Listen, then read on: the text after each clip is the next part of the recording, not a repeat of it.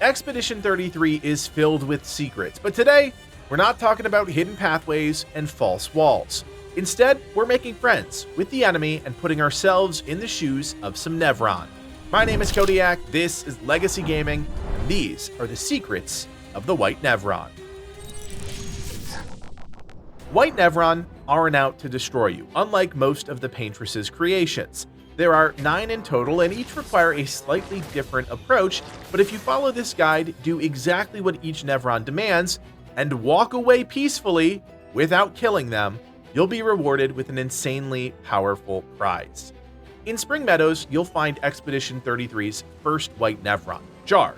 He's lost his light, and unfortunately for him, doesn't seem that keen on finding it himself, and that's where we come in. From the abandoned Expeditioner camp flag, head into the next area. There are a number of patrolling enemies, so be careful. Head down into the gully and under the bridge. Straight ahead on the right side, you'll find a quest item called Resin.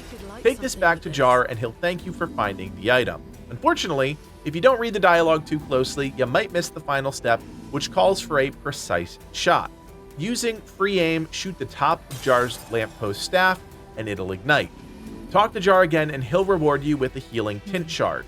Don't sleep on these, especially early on. An extra heal this close to the beginning parts of the game could be a real lifesaver, especially if you're someone struggling with the game's combat. Once you reach Flying Waters, you have the chance to find Expedition 33's second White Nevron, a floating Demineur, longing for its lost balloon. I mean, highly explosive mine. To reach the frenemy, you'll want to start at the Noko's Hut Expedition flag. From there, head into the next section with the massive anchor. I'll be honest, this was one of my favorite moments early on in the game. Seeing that massive lighthouse serpent thing flying across the screen was such a cool moment. I digress. From here, you'll want to go directly past the anchor, slightly to the right. Inside the cave, you'll find Demineur, who's moping about. Again, do not attack him or you'll end up ruining your final reward for helping all of the White Nevron. Continue through the next section, jumping through the graveyard of floating mines until you eventually reach the intact mine item. Continue moving through until the path loops back around and you'll be able to return the item to Demineur. For your efforts, you'll be rewarded with a powerful early game weapon for Lune, Demineur, which is a strong lightning-based weapon that scales well even into the endgame. To find the Stonewave Cliffs White Nevron in Expedition 33, you'll want to head to the Old Farm Expedition flag, or if you already have it unlocked, the Tide Caverns. It really doesn't matter. From the Old Farm, you really only have one direction to go to reach the next checkpoint, but right before you enter the cave, you'll encounter a big white Hexga half-submerged in the ground. Interact with the Nevron and it'll tell you about how other Hexga are shiny and shimmering and that it's on the verge of a mental collapse. At this point, you can head into the Tidal Cavern and down into the depths to help. Once in the cavern, you'll want to locate the shining rocks that line the chamber. Using your first strike ability, you can break these and collect the rock crystal left behind. 2 of these can be found in this manner, but the third you actually have to fight for. On the far side of the cave, you'll see a glowing crystal that looks slightly different. Approach it and a Rocher enemy will jump out and engage you. Defeat it and you'll claim the third and final rock crystal. Return to the White Hexga and gift it the 3 crystals, and he'll be so grateful he'll leave his half-submerged state and reward you with the Auto Shell Picto. When equipped, this applies Shell for 3 turns on battle start. Truth be told, this is a great Picto to get early on and can provide your whole team with a little extra defense once converted into Illumina. To find the White Bourgeon Nevron, you need to first locate the Small Bourgeon side zone here. This zone is accessible after you complete Flying Waters very early on in the game. There's really only one thing to do here, and that's talk to the small white Bourgeon. It'll tell you its ambition is to grow like its companions, and yeah, if you've seen one of these enemies before, you know just how massive they really are. If you've defeated a Bourgeon, you're a step ahead, but if you haven't, you can find one just to the right of Stonewave Cliffs. There's also one in Flying Waters, but it is possible that you missed that one. Defeating a Bourgeon will reward you with the quest item Bourgeon Skin. Get the item and gift it to the White Nevron. It'll eat the skin and tell you it needs to rest. Leave the zone completely and re-enter and you'll see a much different, fully sized Bourgeon. Talk to it again, it'll thank you for your efforts and reward you.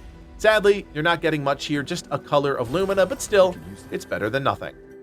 An optional zone that you can reach early on in Expedition 33 is the Redwoods. This is found far west of the ancient sanctuary in the heart of an area that's filled with red trees. This might look familiar if you've checked out our 8 insane early game Pictos video, and we're back again. The zone itself is incredibly small, but inside you'll find an odd-looking fountain. At this point in the game, you might not have a clue what it is, but if you ventured far enough into the game, I bet you have a sneaking suspicion. Interact with the fountain and you'll be prompted to toss in 5,000 chroma. Seems reasonable. Insert the chroma and the fountain will begin to talk, speaking some nonsense that, of course, Lune finds interesting. Interact with the fountain again and you'll be prompted to put in 10,000 chroma. Same result, no reward. Interact with it again and it'll up the ante to 25,000 chroma. Getting a bit ridiculous at this point, but still we press on. Finally, it'll ask you to put in 50,000 chroma, and after sacrificing 90,000 chroma all in, a Benisseur will appear. Luckily, it rewards you with a powerful Picto recovery, which, when equipped, restores 10% of a character's health at the start of a turn. It also increases health and defense when used as a Picto. Once you clear the Forgotten Battlefield in Expedition 33, you'll have access to a new part of the continent. Just to the northeast of the exit is a side zone called the Stone Quarry, and inside you'll find the White Troubadour Nevron. I strangely enjoyed this little challenge because it messes with your mind in a way that's actually kind of fun. In order to help the Troubadour, you need to reignite its passion for music, or whatever it is they do with their buiza. Interact with the Nevron and you'll enter into combat, but not in the traditional sense. In this case, the Troubadour will use its Tricky Shot ranged ability and shoot out either green or orange balls. Orange balls you want to dodge, like you would any attack, while green balls you want to catch, which will heal you. Do that a few different times and you'll complete the challenge. The Troubadour will be so inspired by your performance, it'll gift you a new item, the Healing Parry Picto. When equipped as a Picto, this provides some health and defense, while also returning 3% of your HP whenever you parry.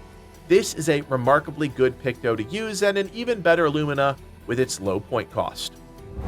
Just west of Old Lumiere and accessible before you complete that leg of your journey, you can find the Esoteric Runes. This zone features one of Expedition 33's true environmental puzzles, but it's also home to a white Nevron, the Portier. Strangely enough, the would-be enemy isn't so forthcoming with its form, and once you reach the clearing, you'll find a floating blue orb. Converse with it and you'll leave having more questions than answers, but one thing is clear. This floating spirit clearly needs you to do something. Keep pushing through the zone until you eventually reach a maze. Inside you'll find pillars in a 3x3 grid with glowing orange and yellow orbs on top. Shooting an orb opens and closes a series of light barriers somewhere in the maze. The orb doesn't always directly open or close the barriers next to the pillar, which makes it a bit more of a memory puzzle than anything else. We think there are a few different solutions, but here's how we solved it. In the first row, shoot the middle orb. Standing in the middle of the first row, aim right and shoot the right orb. Move to the left in the first row and shoot the left orb. Move forward to the second row and shoot the left orb. Move to the middle of the second row and shoot the left orb again.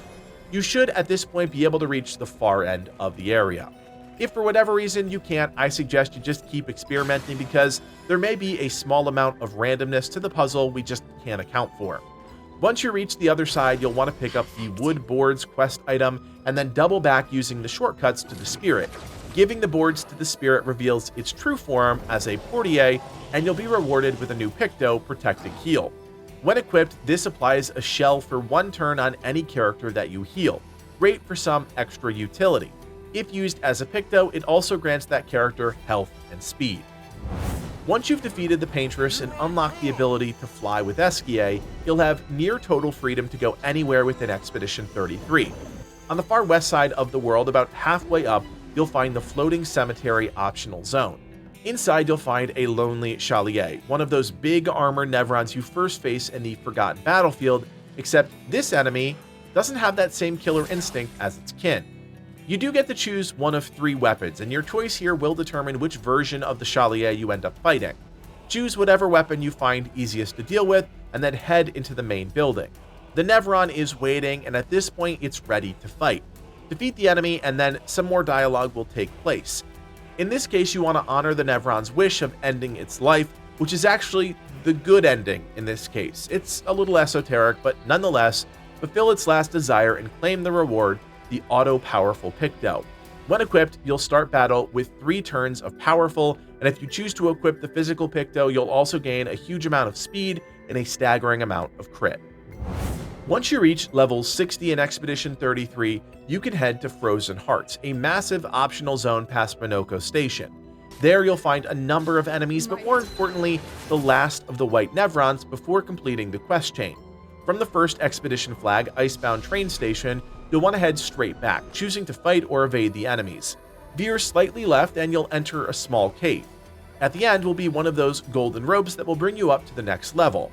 Hang a hard left and you'll see a set of stairs followed by a long pathway. Continue to move down that until eventually you reach a landing where you can drop down to the Danseuse below. Talk to it and it'll ask you for a dance. This is a specific encounter for Lune, and you'll be required to parry 15 attacks in a row without missing a single one. If you do that correctly, you'll impress the Nevron and be rewarded with a special and, might I say, awesome Lune outfit. You can continue to talk to the Danseuse and she'll ask you for a final dance, but in order to complete the final quest, you're going to want to keep her alive. Once you've completed all of the White Nevron quests in Expedition 33 and shown mercy, not killing them after completing their tasks, you can head to the Fountain, an optional zone close to the beginning of the game, but only accessible by flying. Don't be swayed by the red portal. The zone is incredibly small and there are no hostile enemies. Instead, there's a single Nevron named Blanche. Talk to it and listen to what it has to say about the other White Nevron. If you have successfully helped each of the White Nevron throughout the game and not attacked them, Blanche will thank you and reward you with an insane 100 Color of Lumina. This is a staggering reward and will allow you to truly unlock some of the most ridiculous endgame builds. So there you have it, the secrets of the White Nevron. We hope this guide was helpful, and if it was, we need your help. Hit that thumbs up and of course consider subscribing so you never miss a new video. We'll have more Expedition 33 coming your way, so keep it right here. Remember, you can also join us on Discord where you'll be the first to know about new videos, streams, and everything going on with the channel. That link is below. My name is Kodiak, and from everyone here at Legacy Gaming, thanks for watching, and play on.